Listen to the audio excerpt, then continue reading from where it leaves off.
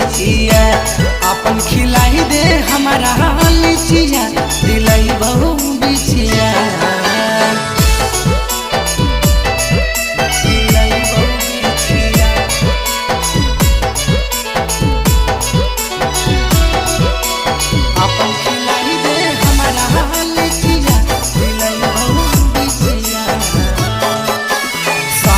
सुख दिलैबो छौरी माने हमर बात गे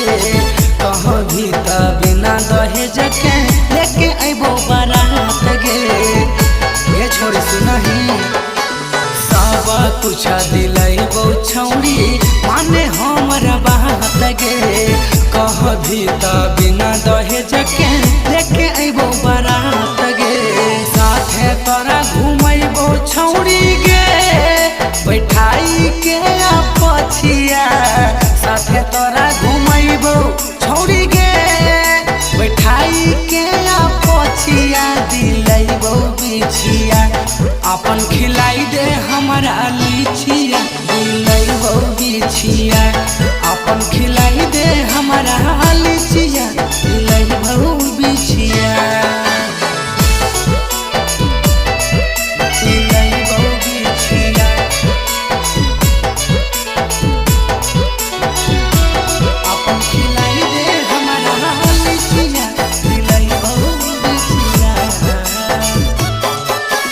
राखे विश्वास गुल पुरई तो तोर सपनामा